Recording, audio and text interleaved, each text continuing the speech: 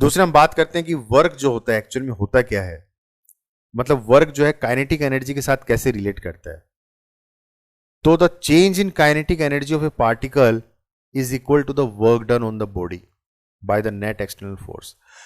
अब kinetic energy क्या होती है? तो काइनेटिक एनर्जी होती है the energy of an object by virtue of its motion, मतलब उसकी मोशन की वजह से जो वर्क डन होगा उसे हम क्या बोलते हैं? काइनेटिक एनर्जी बोलते हैं। The energy of an object by virtue of its motion, ठीक है ना।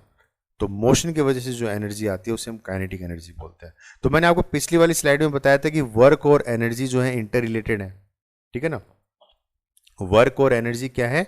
इंटर रिलेटेड है। तो कितनी काइनेटिक एनर्जी में चेंज आया, ठीक है ना, the change in kinetic energy कितनी चेंज हुई। तो कितनी चेंज हुई आप कैसे निकालोगे? Final kinetic energy minus initial kinetic energy, ठीक है ना। तो ये क्या हो गया? Delta change in kinetic energy, delta के ई, या इसको सिंपली आप डेल्टा ई भी लिख सकते हो, ठीक है ना। तो change in kinetic energy, change in kinetic energy किसके बराबर होगा? वर्क के बराबर होगा, ठीक है ना।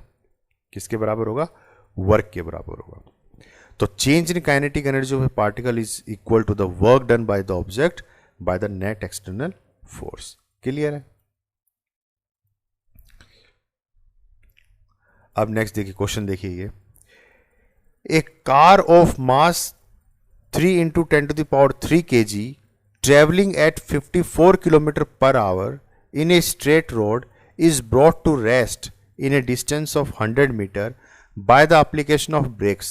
Calculate the work done. कि एक कार है जिसका मास हमें दे रखा है और वो कार इस स्पीड से जा रही है रोड के ऊपर, ठीक है ना। और फिर हमने क्या कर दिया? उस पर ब्रेक अप्लाई कर दिया। तो ब्रेक अप्लाई किया, इसका मतलब हमने एक फोर्स लगाया और उस फोर्स के वजह से वो कार क्या करेगी? रुक जाएगी, ठीक है ना। तो रुकने से पहले उसने कितना डिस्टेंस कवर कर लिया? 100 मीटर उसने डिस्टेंस कवर किया और उसके बाद वो कार रुक गई। अब हमें देखना है कितना वर्क डन हुआ, कितना वर्क डन हुआ। तो पहले तो आप वो लिख लीजिए जो कि गिवन है। तो क्या क्या गिवन है इस क्वेश्चन के अंदर? मास गिवन है, इनिशियल वेलोसिटी गिवन है 54 किलोमीटर पर आवर, तो इसको आप मीटर पर सेकंड में कन्वर्ट कर लीजिए तो कितना आएगा? 15 मीटर पर second. Initial velocity they the 54 kilometre per our. Final velocity क्या हो जाएगी? क्योंकि कार क्या है? रेस्ट पे आ गई, रुक गई ब्रेक लगाने के बाद, तो फाइनल वेलोसिटी हो गई 0। और डिस्प्लेसमेंट कितना कवर किया? 100 मीटर, ठीक है। तो यहां से इन सब चीजों को यूज करके हम क्या निकाल सकते हैं? एक तो हम एक्सेलरेशन निकाल सकते हैं, ठीक है ना। क्या निकाल सकते हैं हम? एक्सेलरेशन निकाल सकते हैं। अगर ये नहीं समझ में आता है कि हमें क्या निकालना है क्या नहीं निकालना, तो आप उल्टा उल्टा चलो आप हमेशा क्वेश्चन में। कैसे? क्या कैलकुलेट करना है? Work done. और वर्क डन किसके बराबर होता है? F dot S force into displacement, यानी कि एफ एस कोस थीटा, ये होता है। अब आप देखिए कि हमें क्या क्या दे रखा है। डिस्प्लेसमेंट दे रखा है, तो डिस्प्लेसमेंट दे रखा है हमें, ठीक है ना। कितना है? 100 मीटर है। कोस थीटा दे रखा है। क्यों? क्योंकि जिस डायरेक्शन में फोर्स लग रहा है ऑब्जेक्ट उसके उल्टी डायरेक्शन में मतलब जाके रुक रहा है, ठीक है ना। मतलब आप फोर्स जब लगा रहे हो तो फोर्स किस लिए लगा रहे हो? आप उसको रोकने के लिए लगा रहे हो। यानी कि फोर्स की डायरेक्शन क्या हो गई? उल्टी हो गई, क्योंकि जिस डायरेक्शन में ऑब्जेक्ट मूव कर रहा था फोर्स हमने उसके उलट डायरेक्शन में लगाया, तभी तो ऑब्जेक्ट रुकेगा।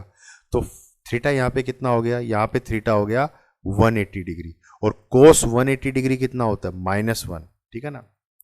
तो यानी कि जो भी वर्क डन होगा वो वर्क डन कैसा होगा? नेगेटिव होगा, क्योंकि हमने जो यहाँ फोर्स लगाया है ये ऑब्जेक्ट को रोक रहा है, ठीक है ना। उल्टे डायरेक्शन में हमने फोर्स लगाया, तो वर्क की जो भी वैल्यू आएगी वो नेगेटिव के साथ आएगी। तो यहाँ पे हमने नेगेटिव साइन ड्रॉप कर दिया। क्यों? क्योंकि हमें सिर्फ मैग्नीट्यूड निकालनी है ना, कैलकुलेट द वर्क डन, तो हमें मैग्नीट्यूड निकालनी है, तो हम नेगेटिव साइन को नहीं ले रहे हैं यहाँ पे। तो आप नेगेटिव साइन शो भी कर सकते हो यहाँ पे कोस थीटा 180 दिखा के, फिर उसको आपको ड्रॉप करना पड़ेगा, यहाँ लिखना पड़ेगा, ठीक है ना। Negative sign shows that the work done is in opposite direction. तो यहाँ हमने शो नहीं किया है, तो वो दोनों ही सही है, गलत नहीं है। तो डिस्प्लेसमेंट दे दिया कोस थीटा हमें पता चल गया, फोर्स हमें नहीं पता। तो अब थोड़ा सा और पीछे जाते हैं कि फोर्स किसके बराबर होता है। फोर्स होता है मास इंटू एसेलरेशन। तो मास हमें पता है 3 × 10⁻³ kg, लेकिन एसेलरेशन हमें नहीं पता, तो फिर हमें एसेलरेशन निकालनी पड़ेगी। तो इसका मतलब ये सारी चीज़ें यूज़ करके हम क्या कर रहे हैं, एसेलरेशन निकाल रहे हैं। तो एसेलरेशन निकालने के लिए हम क्या यूज़ करेंगे, द इक्वेशंस ऑफ मोशन। तो कौन सी इक्वेशन लगाओगे आप मोशन की, तो आप देखिए क्या क्या गिवन है। तो फाइनल वेलोसिटी गिवन है, इनिशियल वेलोसिटी गिवन है, डिस्टेंस गिवन है। तो हम ये लगाएंगे v² - u² = 2as, ये वाला फॉर्मूला हम लगाएंगे।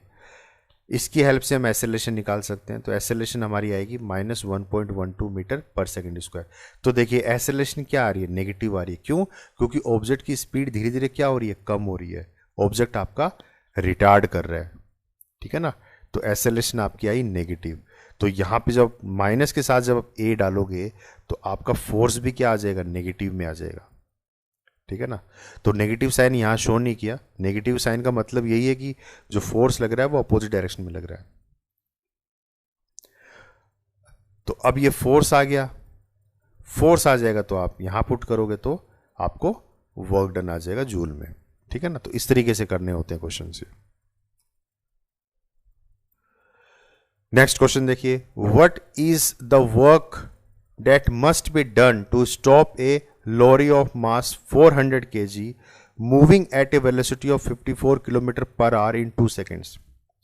ये कह रहा है कि कितना वर्क डन हमें करना पड़ेगा, किसी भी एक लॉरी है, कोई बहुत बड़ा ट्रक है जिसका मास 4000 kg है और जो इस वेलोसिटी से मूव कर रहा है और उसको हमें 2 सेकंड के भीतर भीतर रोकना है, तो कितना वर्क डन होगा, ठीक है। तो आप इसके लिए क्या करोगे, हमें अपोजिट चलना पड़ेगा, ठीक है ना।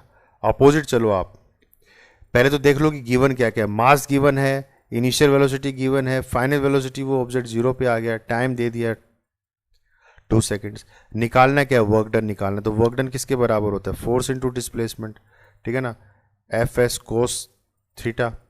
सेम ऊपर वाला ही केस है, ठीक है। तो इसको कोस 0 ना लेके आप कोस 180 ले लो, वो ज़्यादा सही रहेगा, क्योंकि फोर्स जो लग रहा है वो अपोजिट डायरेक्शन में लग रहा है। तो उस केस में ये फैक्टर क्या हो गया आपका 1, और कोस 180 लोगे तो आ जाएगा -1। तो -1 भी अगर आएगा तो दिक्कत नहीं है। माइनस साइन क्या शो करता है कि वर्क डन जो है वो नेगेटिव डायरेक्शन में है, ठीक है ना। क्यों? क्योंकि जो हमने फोर्स लगाया वो उसको रोकने के लिए लगाया, मतलब जो नॉर्मल जो डायरेक्शन है ऑब्जेक्ट की उसके उलट हमने फोर्स लगाया उसको रोकने के लिए, ठीक है। तो इसकी वैल्यू नेगेटिव में आएगी, तो इसका मतलब वही है कि वर्क डन जो है नेगेटिव है। तो डिस्टेंस हमें दे दिया, कितना डिस्टेंस कवर करना है ये दिया है क्या, डिस्टेंस हमें नहीं दिया ना, डिस्टेंस नहीं दिया तो डिस्टेंस आपको निकालना पड़ेगा। और फोर्स भी नहीं दे रखा तो फोर्स भी आपको, ये दो चीज़ें आपको निकालनी पड़ेंगी। तो डिस्टेंस हम देख लेते हैं कैसे निकालेंगे। तो डिस्टेंस के लिए v², अगर ये वाला फॉर्मूला यूज़ करेंगे तो पहले आपको एसेलेरेशन चाहिए, तो पहले हम एसेलेरेशन निकाल लेते हैं। v - u = 80, ये हमारे पास फॉर्मूला है। तो यहाँ से एसेलेरेशन आ जाएगी v - u/t, ठीक है ना। Final velocity 0 minus initial velocity 15 upon time 2 seconds. से सोल्व करोगे तो कितना आ गया, -7.5। तो देखिए रिटार्ड हो रहा है ऑब्जेक्ट, ये आपको आ गया एसेलेरेशन। तो यहाँ से आप फोर्स निकाल सकते हो। फोर्स क्या होता है, मास इंटू एसेलेरेशन, ठीक है। तो फोर्स आपका आ गया 30,000 न्यूटन, तो फोर्स आ गया। अब निकालते हैं डिस्प्लेसमेंट। तो डिस्प्लेसमेंट के लिए आप दूसरी इक्वेशन ऑफ मोशन यूज करो, v² = u² + 2as। तो ये v दे रखा है, u दे रखा है, 2a हम निकाल चुके हैं, और अब आप s की वैल्यू भी निकाल सकते हो। तो s कितना आ गया यहाँ पे 15 मीटर, तो s पुट कर दो 15 मीटर, f पुट कर दो 30,000 न्यूटन, मल्टीप्लाई करो कितना आ गया 450 या 450,000, ठीक है, या फिर 450,000, हाँ इतना जूल आएगा एनर्जी, ठीक है ना।